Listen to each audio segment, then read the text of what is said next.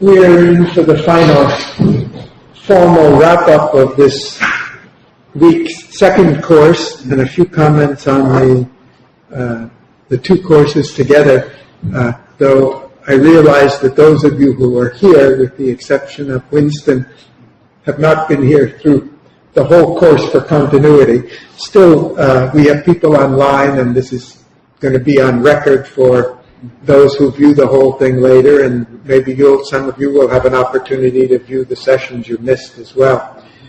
Laura, when did you come? You've been here the whole week. I was or some part. I remember you weren't but here. I came on Sunday. So you were here. Essentially, you've seen the continuity of the course too, so I should have mentioned that. Okay.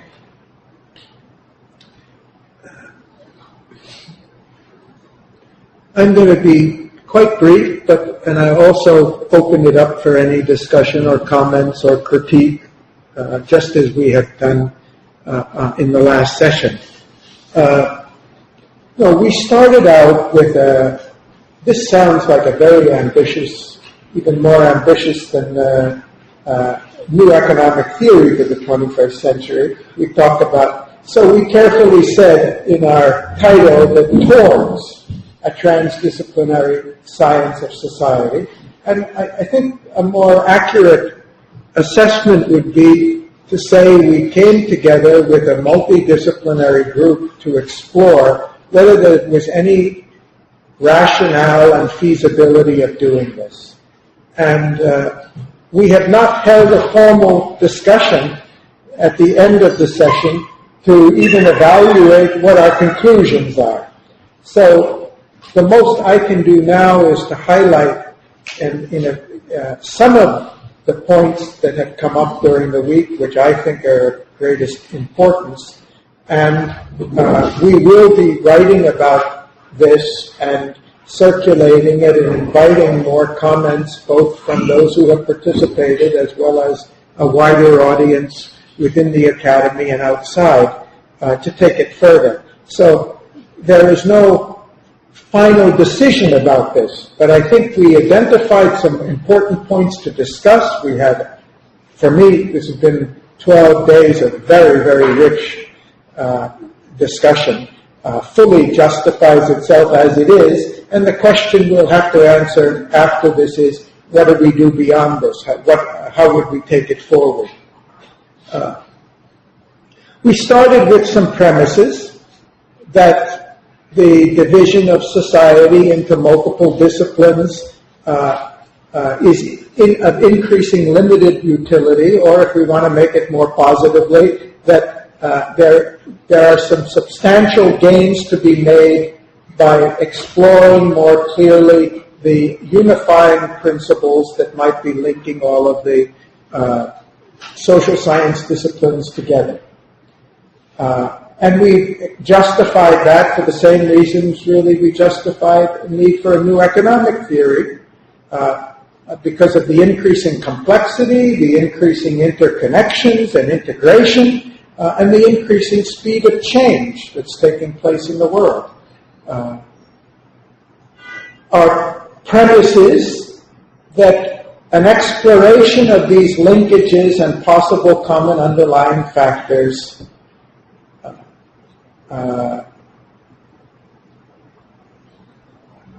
can enhance knowledge, and that's what we're after. The goal is not to found a discipline, the goal is greater knowledge, and I think I can speak for myself. This experience of 2 weeks has been definitely one that has generated very many fresh perspectives in me, just listening to the various presentations and trying to integrate them in my own mind.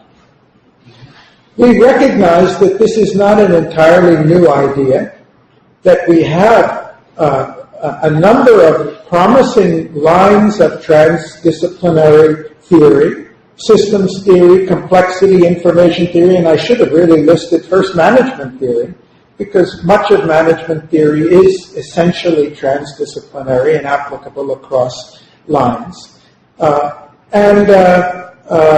We heard this week, for those of you who didn't hear him, I would recommend you listen to his presentations, because they really were an interesting contribution. Roberto Poli from University of Trento, who's a chair, UNESCO chair of the discipline of anticipation.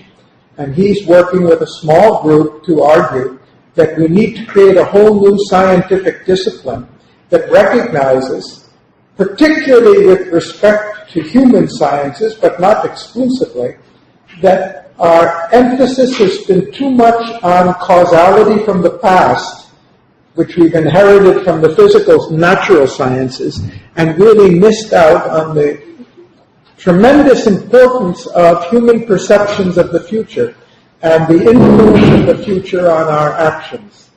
And I thought those were very fascinating. And in addition, we heard from Winston about a theoretical framework developed by Harold Laswell more than 50, 60 years ago, which I think was too much, too early and too much at the time, but was based on the same fundamental rationale. He perceived that there can be a common framework linking the different disciplines together. So we asked ourselves three essential questions in starting. Are there common underlying principles applicable to all fields of accomplishment? Is there a common process applicable to all those types of accomplishment? And what is the relationship between the individual, organizational, and social accomplishment? Because there's a tendency that our sciences focus on one or the other. They focus on the psychology of the individual or the sociology of the society or the performance of a business organization or a government entity and so forth. But we don't have any science that really integrates all these dimensions. And we set some objectives for ourselves. I think I showed this slide yesterday, so I won't go through it again, but I'm going to touch on a number of these points as we go through. We had a very interesting discussion on the first day about similarities and differences between the natural and social sciences. And though we also agreed that we need to discuss this further, we had a colloquium at CERN in March on this subject with a group of CERN scientists, where we were really looking at what are the similarities and differences, what can the social sciences learn, and what maybe they should forget from the natural sciences. And it was a very fruitful discussion, and we had a number of things here. I think when we look at the natural sciences, and maybe that CERN meeting was one of the reasons for going ahead with this, because it was such a fruitful discussion. When we look at the natural sciences, we see that there is a natural commonality and integration between the disciplines. All of chemistry are built on principles of physics. And the chemist doesn't ignore physics. He simply builds higher order structures on that. All of genetics, biology, zoology are built on fundamental premises of physics and chemistry, and geology and climate, meteorology, and so forth. There is a connection between all of them. There are not only lateral connections between them, but there's a certain hierarchy which is not meant to imply a superiority of importance or anything like that. But we recognize there are different layers. Yet, by and large, in the social sciences, each social science has its own set of premises, its own constructs, its own definitions, and constructs reality more or less independently from the others. That may be more true in some areas and less true than others, and we can discuss it further. But I think there's clearly a difference between them. In the natural sciences, it's really a study of the objective external world. And to a large extent, with the exception of psychology by definition, but even the psychology has tended to be more positivistic than subjective, But to a large extent, the social sciences have also focused primarily on the objective phenomenon and given secondary importance to the subjective reality. Our premise was that a real science of society would have to recognize and give equal weight to these two parts of reality. And to illustrate that, we had a number of discussions to illustrate this. I mentioned one of them, I think, yesterday or the day before, the example of FDR. When FDR was faced with the banking crisis in 1933, he did, in fact, take a number of objective steps, introducing the deposit insurance and other things. But he recognized that the primary thing he had to do was change psychological perceptions about the economic system and get people to act in a different way. And he directly appealed to psychology. We had a presentation by Janani Harish in which she gave two inspiring examples. One was Winston Churchill during the Battle of Britain, when all the objective data showed that Britain didn't have a chance against the Germans, that they had 5 times as many planes and pilots, they were way ahead in terms of armaments, and yet the subjective factor of a courageous, inspiring leader he didn't take a vote of the people, shall we fight or not, he said, we will never surrender. And he inspired the country. It's helped a bit by the Americans, to be fair. Well, I'm talking about the Battle of Britain. And I don't think Britain had as much help as it would have liked during the Battle of Britain. It was pretty well on its own at that stage. I don't mean World War II. I mean, Hitler's assessment was that within 6 weeks at the maximum, Britain would collapse and the war in Europe would be over because there was nobody left. France had already capitulated. But actually, after 3 months, the Germans withdrew because it had just been so costly and they saw no hope of turning it around. And then Janani ended one of her presentations with the speech of Henry V in Shakespeare's Henry V at the Battle of Agincourt, which is a historical fact of about 500 years old, when the English in France were outnumbered. The English army was outnumbered about 5 to 1. They had been fighting for months and were trying to retreat, and now the French launched this huge force against them. And at the end of in Henry, in a very inspiring way, he says, any of you who want to leave now, you're free to go, but you'll look back one day and curse the fact that you weren't here to be part of this battle. And the historical fact, though they're not exactly sure of the numbers, but the historical fact is that the French lost somewhere between 3,000 and 5,000 soldiers, including a very large number of knights. And the total English casualties were 100, which is just inexplicable from a clearly objective understanding of what military science is about. So we have been exploring for the last 2 weeks the fact that in social science, in social accomplishment, you can never undervalue the importance of the subjective factor, whether it's in war or peace or business. And of course, every leader, whether he's a political leader or a business leader, knows this from experience. But our science hasn't really come to grips with that quite as well. We also know that if social science is not as advanced as the natural sciences are, there are some good reasons for that. It's not a criticism of social science, and Ido spoke to it in his opening remarks, and I think maybe yesterday he mentioned it again. The fact of the matter is social reality is much more complex than anything in the material world. Certainly much more complex than physics, for the simple reason that we have all of the physical reality to cope with, that the physicist or the meteorologist has to cope with. We too have to cope with that. But we've also got to cope with the mental reality, the mental perceptions, the levels of knowledge, understanding that we have, and the emotional realities that we have as human beings, our feelings, our emotions, our sentiments, our desires, our needs. And so we're dealing with multiple planes of reality. It's quite natural that the physical sciences, which deal with one plane, should evolve more rapidly or be further ahead, apart from the fact that they started a few centuries earlier.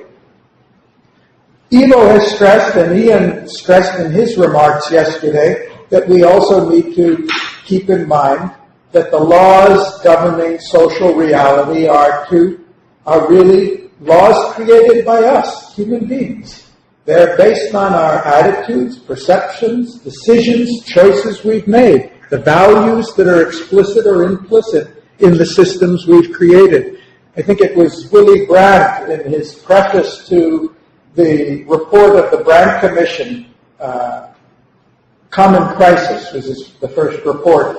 He said in the preface, we start with the premise that the problems created by man can be solved by man. It's an expression of this principle. And we also recognize, and I alluded to it yesterday, but we spent a whole week talking about this subject, and it was really fascinating, was in the physical world, individuality is a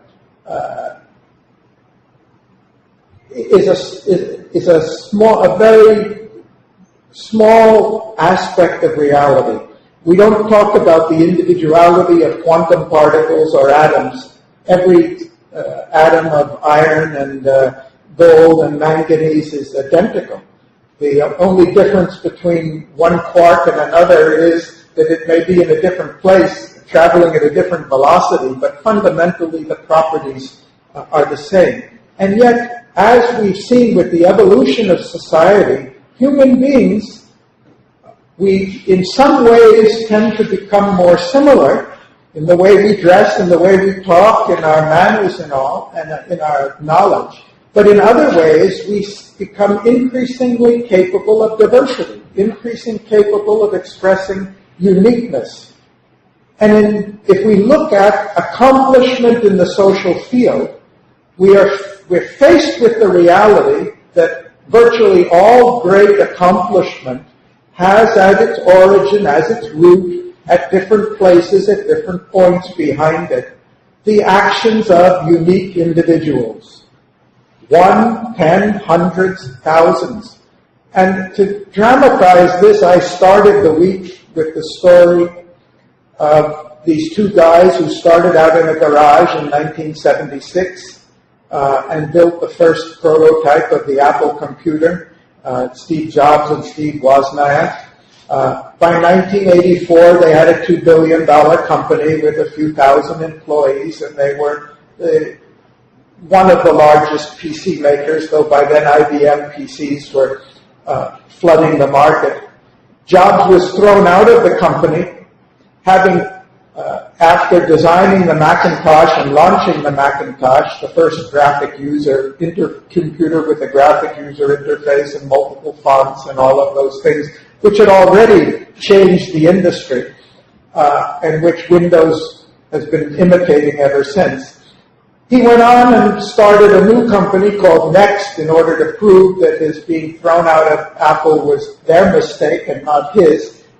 He had been so humiliated. Invested about $50 million in a factory that could produce 40,000 computers a month, but he could only sell 400 of them because they were beautiful, magnificent computers, and the factory was a work of art, but they were just too damn expensive for compared to what else was on the market.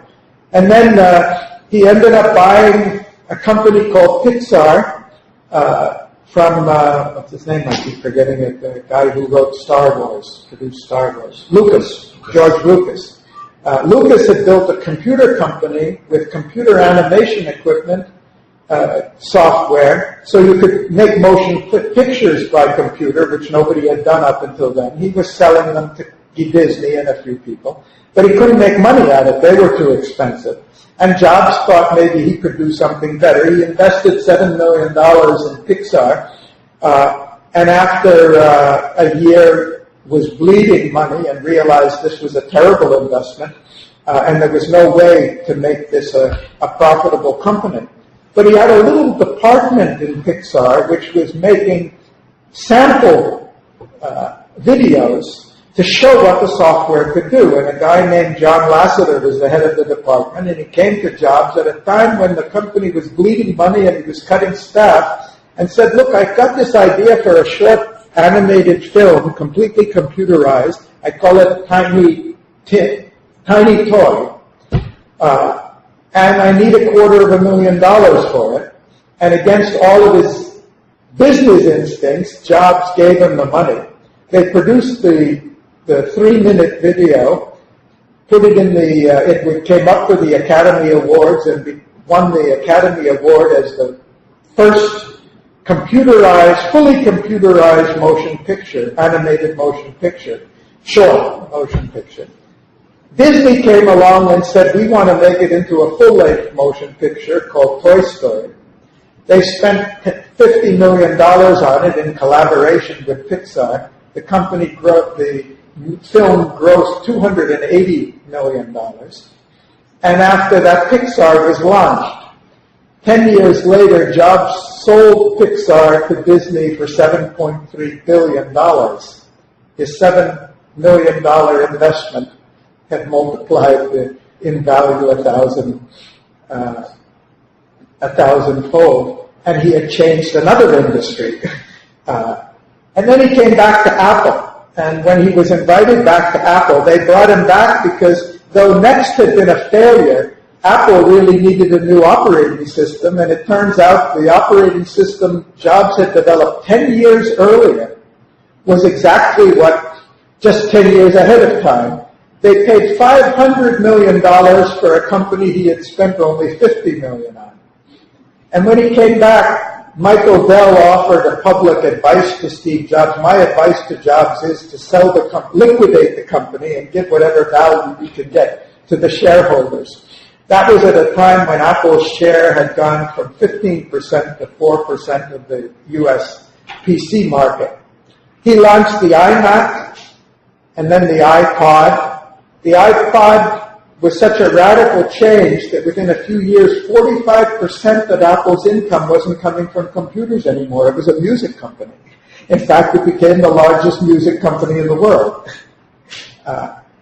Then he opened the Apple stores against all the advice of the Apple board that said specialty stores like this just won't work. And he outsold Tiffany's in New York per square foot, double the rate of sales of the Tiffany's in New York with his Apple store, and spread them around the world.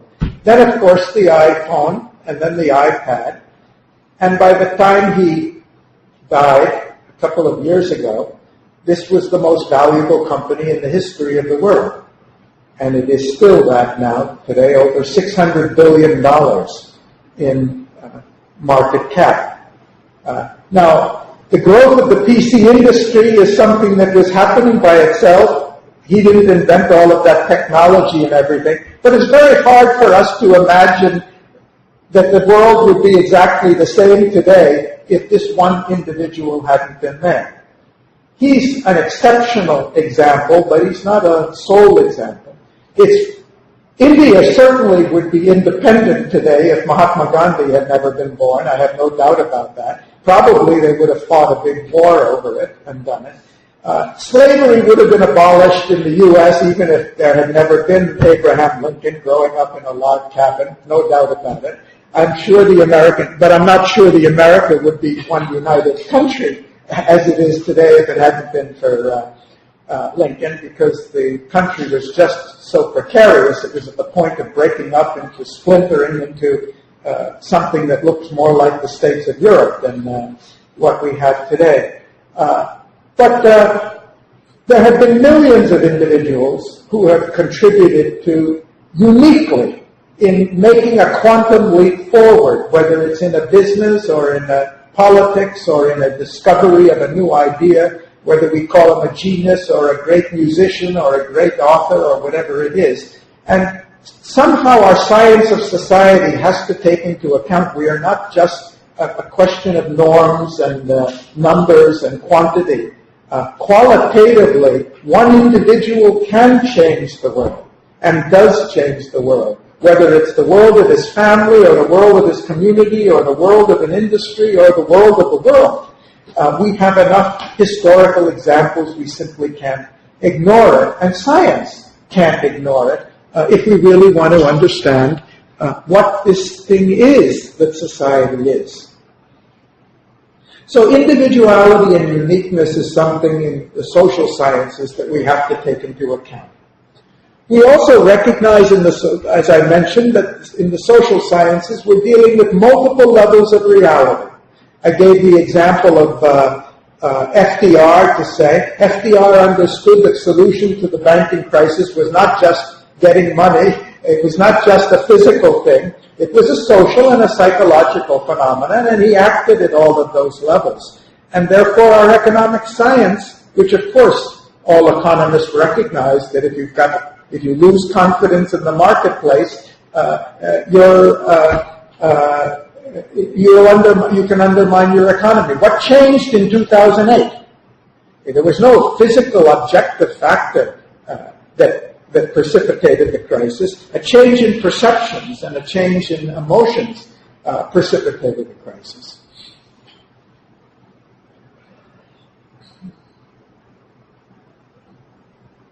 Well, I've talked to this, so I won't repeat it now.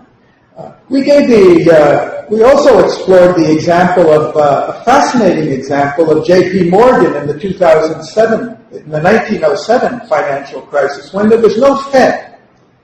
There was no regulation of the U.S. banking system at that time.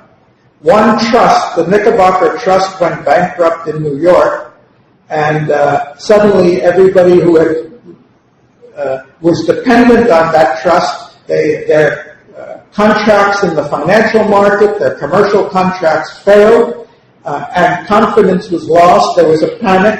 People started running to the other trusts to withdraw their money. There were no institutional mechanisms to handle a crisis at that time. Of course, we've been having crises every decade or so for the previous 50 years. And it finally came down to the actions of one man, J.P. Morgan, who didn't have any legal authority or institutional authority. He called together the bankers of New York on his personal reputation, simply because he was a man who was so trusted. He was so trusted that the American government gave him $25 million, not him personally, but said, we will back whatever your plan you have by $25 million. The government didn't have a plan, and they didn't know how to handle it. And it came down to the point where he sat with the bankers in New York, and they went down the list of the trusts and the banks, and they said, these are the ones that are too weak to save, and we'll have to let them fail. These are the ones we're going to support. Pool your money together, which there was no legal mechanism to compel one bank to pool money and back the survival of other banks. But when Morgan said it, they did it. It came to the point where the president of the New York Stock Exchange came to Morgan and said, if we don't get another $25 million in the next 1 hour, we're not going to be able to complete our trading orders and the commitments that have been made, and we'll have a panic in the market. And Morgan called all the bankers together and said, 25 million more. We need it right now. They gave the 25 million, and within a half an hour, 23.5 million had been absorbed by the market. And they were wondering how on earth are they going to survive for another 30 minutes. Somehow that was enough to revive confidence. And the market closed and the panic was over. And the result of that, after years of investigation and analysis, the U.S. government decided to create a new institution called the Federal Reserve. The origin of the Federal Reserve was an institutionalization of what an individual had done. So it's not just that the society is made up of individuals and sometimes we have an extraordinary one. Here's a process of an individual giving birth to an institution. And of course we see that in companies all the time. It's a process that's going on all the time. But we don't really usually understand the relationship between the psychological capacities of an individual and the sociological capacities of the institutions that we've built up in society. Clearly, these are interesting and significant areas for further understanding. And I mentioned yesterday that when we're talking about social realities, we're talking about realities that impact individuals, organizations, the social context, the physical environment, and the particular circumstances in space and time. And if you look at any of the stories I've mentioned, they all illustrate that. In the case of Jobs, the fact of the matter was he was of the baby boom generation. He grew up in the hippie generation in Silicon Valley. If he had been grown up in Alabama or Mississippi, I'm sure we would have never had a Macintosh. He was born in a society where the kids, instead of putting together car engines, which they did in other parts of the country, or riding on horses, or shooting with guns, what they did as a hobby was they assembled electricals and electronics, because that was the thing of that generation. He had all the values of the hippie generation. You know, when they released the Macintosh in 1984, they put this ad in the Super Bowl, 1-minute ad in the Super Bowl for $1 million, in which they played on George Orwell's projection that in 1984 would be the year of authoritarianism dominating the world. And he showed this hammer-throwing Olympic athletic lady running through a field of robots, the automatons of humanity who were being dominated by the machine, who were being addressed by this Big Brother's character on the video, which for him, the Big Brother's name was IBM. And she takes this hammer and throws it at the screen and smashes it, and then find out why 1984 is not going to be 1984. And then they show announcing the introduction of the Macintosh computer. And that was the ad. And it was rated the best ad that had ever been, voted the best ad that had ever been launched. He was a missionary. He wasn't just a marketing guy. He had a missionary zeal passion to make machines work for us rather than us submit to the machine. Okay, and as Roberto Poli was reminding us, when we're dealing with social realities, we can't understand any social outcome simply in terms of what's happened in the past. Past is important. It sets up our perceptions, beliefs, it puts forces in motion, it creates institutions, barriers, and resistances. But we've got to take into account perceptions of the future. Human beings are driven more by our aspirations and our perceptions of what's going to be possible in the future. Our theory needs to do that as well. And I mentioned yesterday, I'm not going to go into it, there are so many factors that are rapidly altering the complexion of our future that make it more and more important for us to take the future into account in our approach to understanding social phenomena and action. And in fact, in thinking about an economics for the 21st century, we're really saying that in the 21st century, things are changing and evolving so quickly, we simply have to have a forward orientation. Things can't go on as before. We have to think about the implications 10, 50, even 100 years later. So these are the things we've been discussing this week, and I'd just like to end my part of this by thanking all those who have participated.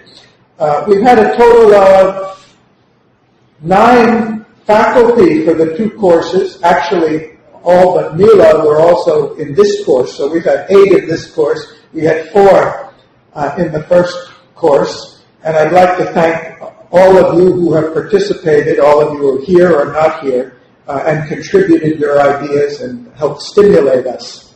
We've also had 10 panelists for the 2 courses, 9 of them here, and Ashok Natarajan, who's attended almost every day. He missed just the last 2 days of this session.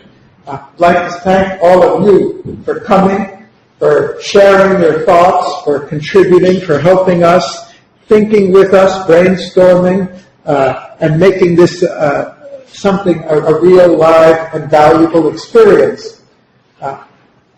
I asked my staff this morning to tell me how many people had attended the course online because I had really lost track in the days, and I was pretty surprised. I was actually shocked to hear that over the last 2 weeks we've had 74 different people from different countries participating in one or more sessions. Some of them, like Ashok, like Carl Lindgren, who was here all week. Robert Hoffman joined us for the last 2 days. A number of friends from Italy, from India. We had some from Philippines. We had somebody from Ghana. We had a number from Canada and North America. And keeping in mind the time differences, which really makes that extraordinary, because we had somebody log in from San Francisco, from Berkeley actually, for Alberto's 9 a.m. speech one morning, which meant it was midnight for them, and we were starting, and they were there for the course. So we know we haven't quite figured out the technology to eradicate time zones yet, which is certainly a barrier to this approach. But we'd like to thank all of you who have joined in from remotely, and hope you enjoyed the program. And I'd also like to request all of you who haven't had a chance to share all your ideas. I'm sorry if we've missed any of the questions that may have come. We had a technology problem here where sometimes I couldn't access the questions during the session, and it's possible we missed a few. But we'd like your feedback on the course. Please send us your frank feedback. Technically, what could be done better? Content-wise, what you thought of it? Suggestions for the future? Anything you want to tell us, we'd like to know how we can do it better in the future. And you're the best ones to tell us. And finally, I'd like to thank the staff of Mother Service Society, the 7 I have put up here, all of whom have worked on various parts of this project. Half of them have been working every day behind the scenes so that we could sit here and I don't have to worry about anything, but sending out the links and making sure the connections and recording everything and being sure that it's going to be all up on the web and on record. All the video, all the audio, and all the PowerPoint presentations will be on the web. We will notify everyone who has attended the course as soon as those are up. They're working on last week now. It may be another week. I have to carry back some of these files, recorded files, before we can do this week. But I'm sure within a week or 10 days maximum, it'll all be up there, and we'll send you the links so you can access it. So with that, I'd like to just open it up for any comments, thoughts, brainstorming, anything we haven't discussed that you want to discuss, anything you think we should discuss in future, any advice you have about how we might proceed or not proceed on this. Ian. I thought your description of natural sciences and social sciences is interesting. It strikes me that if we believe we're in the era of the Anthropocene, and if you look at the last 2 major scientific assessments that I can think of, one is climate change and the other is the Millennium Assessment on biodiversity, 50% of both of those were about the anthropogenic dimensions. So we are, in fact, it's not quite as clear cut as much as it was 30, 40 years ago. We are coming together. I just wonder whether the notion, the concept of the Anthropocene is not one we should embrace a little stronger, because it is the integrating between the natural sciences and social sciences. Well, it's really appropriate, and especially appropriate for the Academy. We've actually had 2 conferences on the Anthropocene, and now I forget his name. The scientist who coined the phrase, Crutzen. A fellow of the Academy, and we were inspired by that to take it up as a theme. So it's doubly appropriate that we have not directly tied it into this initiative, but it's a very excellent, it's a good idea. The second one is just simply, I think you're really onto something on prediction.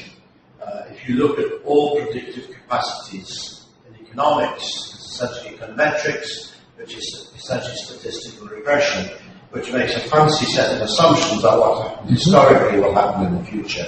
If you look at hydrological planning, or you look at the 1 in every 200 year flood, the 1 in every 20 year flood, you use history to predict the future. Problem, of course, is we're having 1 in every 200 year floods about every 10 years at the moment. So the notion of prediction being a function of history, and Henry Ford said all history is bunk. I don't necessarily believe that, but I think when it comes to predictive capacity, it's not far wrong. And I think we have to design our future, not predict it.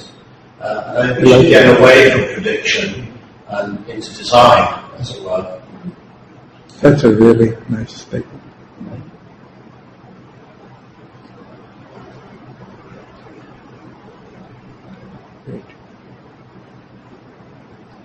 Perhaps what conclusions you draw from your examples of Steve Jobs? I mean, great leaders produce good and bad outcomes. Big leaders, but we call them great, produce bad and good outcomes. There's probably as many bad examples that were catastrophic. Certainly. Not least, for example, in not very far from here, Certainly. not very long ago. Certainly.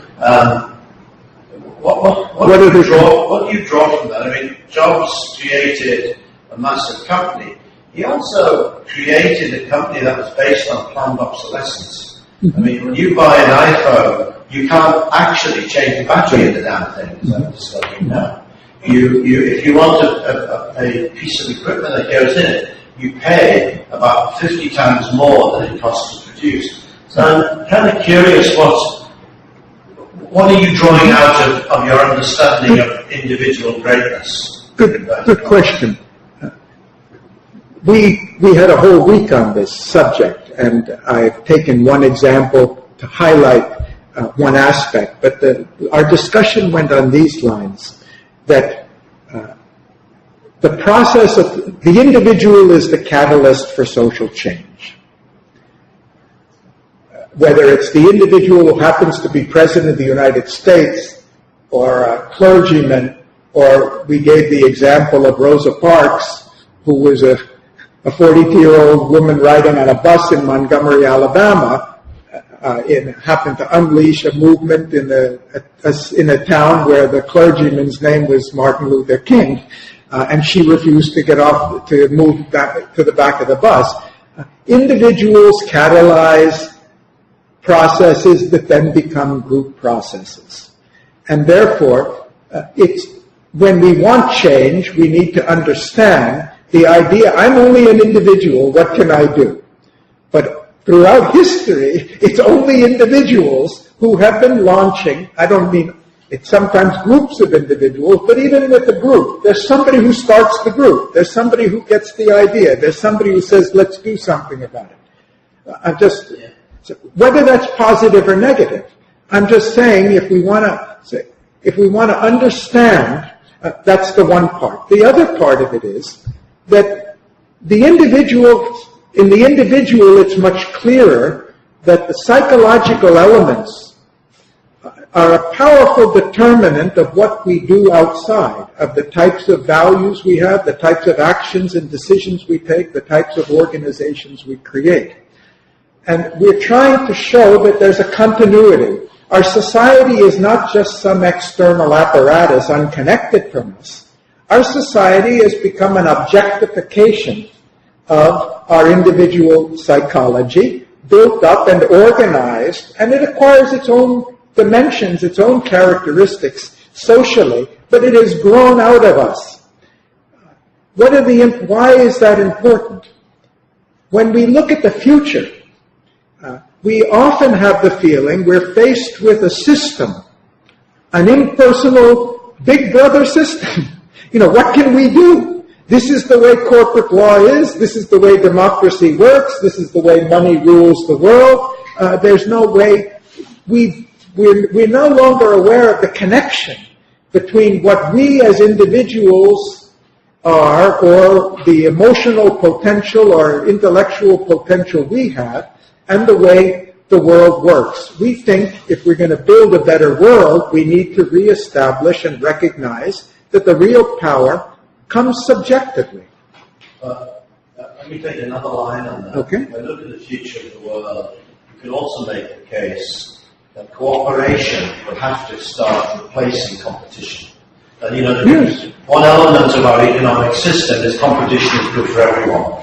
And we've sort of discovered it's good for some, but not for everyone. That collaboration might replace competition. That cooperation is the name of the game in political stability, not competition. Yes. And that in business, teamwork is everything. It is not the individual. It is the ability of the team. The 12-member team has a 13th member called the team. And does that conflict with... Absolutely not. In fact, we had a whole...